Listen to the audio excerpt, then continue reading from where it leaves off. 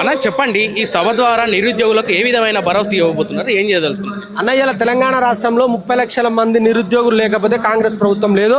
రేవంత్ రెడ్డి ముఖ్యమంత్రి కాదు, రేవంత్ రెడ్డి విద్యాశాఖ మంత్రి కాదు.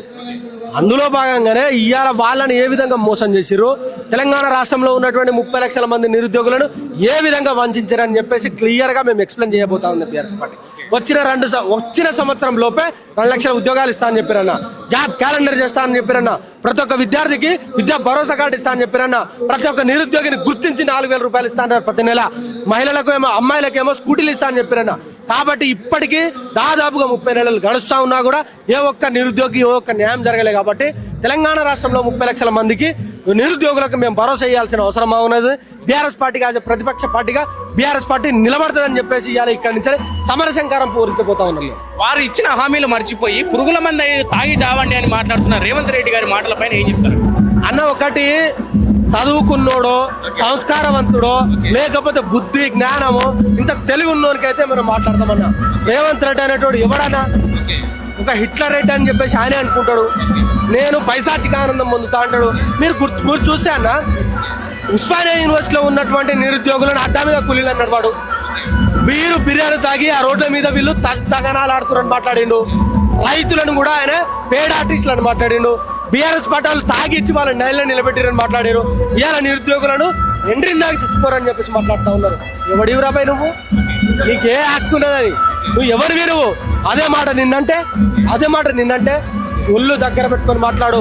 తెలంగాణ రాష్ట్రం ఇది, పోరాటాల యోధులు ఉన్నారు ఇక్కడ. నీలాంటి లక్కొరగాళ్ళు కాదు, నీలాంటి కాళ్ళు మొక్కి మసాజులు చేసి భారీ మసాజులు చేసి ముఖ్యమంత్రి పదవి తీసుకొచ్చినట్టు కాదు. ఇక్కడ ప్రతి ఒక్కరు పోరాడతారు, ప్రతి ఒక్కరు నిలదీస్తారు, ప్రతి ఒక్కరు అడుగుతారు. కాబట్టి రేపటి రోజున మాత్రము నిన్ను అడుగడుగు అడ్డుకుంటారు.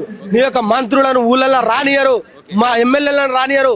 నువ్వు ఇలా నీ యొక్క బలగం ఉన్నది, నీ యొక్క పోలీస్ వ్యవస్థ ఉన్నది, నీ హోంశాఖ ఉన్నది. నేను ఏది చేసేది నడుస్తా అంటే మాత్రము తస్మత్ జాగ్రత్త అని చెప్పి హెచ్చరిస్తాను. వాళ్ళ నిరుద్యోగుల కడుపు మండి వాళ్ళు నిరసనలు ధర్నాలు చేస్తుంటే వాళ్ళు పేడ్ ఆర్టిస్టులు అంటూ కూడా కామెంట్లు చేస్తున్నారు. దీనిపైన అదే అన్న నేను అనేది ఏంటంటే, వాళ్ళు నిరుద్యోగులు ఎలా తెలంగాణ రాష్ట్రం అబ్జర్వ్ చేస్తే 6 గ్యారెంటీలు కాదు 7వ గ్యారెంటీ అని చెప్పారు.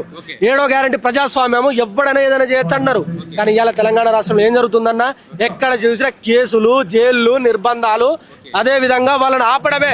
నిరుద్యోగులు వాళ్ళకి సంబంధించిన ఉద్యోగాల కోసం అడిగితే వాళ్ళని పేడ్ ఆర్టిస్టులు అంటున్నాడు. ఎవరు నువ్వు పేడ్ ఆర్టిస్ట్? నువ్వు పేడ్ ఆర్టిస్ట్. రాహుల్ గాంధీకి పేడ్ ఆర్టిస్ట్ నువ్వు. ఇక్కడ పైసలు తీసుకుపోయి రాహుల్ గాంధీకి ఇచ్చే పేడ్ ఆర్టిస్ట్ నువ్వు. ఇలా మమ్మల్ని అడిగే హక్కు నీకు ఎక్కడిది? ఇలా నిరుద్యోగుల పంచన చేరి నిరుద్యోగులతోటి నువ్వు ఇలా గద్దెనెక్కితే ఇలా నువ్వు ఏం మాట్లాడతావు? పేడ్ ఆర్టిస్టులు మాట్లాడతావు. తస్మత్ జాగ్రత్త అంటున్నామన్నా మేము.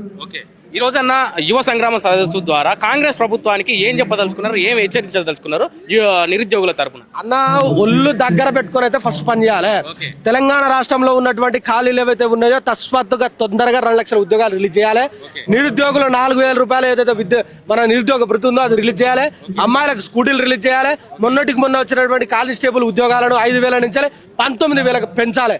లేకపోతే మాత్రం మా యొక్క కార్యాచరణ వేరే రకంగా ఉంటుంది. తెలంగాణ రాష్ట్రంలో యావత్ తెలంగాణ రాష్ట్రంలో మా యొక్క విద్యార్థి భాగం నుంచి ఊరు వాడ గడప తిరుగుతాము. నువ్వు ఇచ్చినటువంటి హామీలను బట్టలిప్పి మరి జనాలకు 20 నిమిషాలు కాదు గంట సేపు ప్రతి ఒక్క ఇంట్లో కూర్చుంటాము, వాళ్ళని వివరిస్తాము, వర్ణిస్తాము.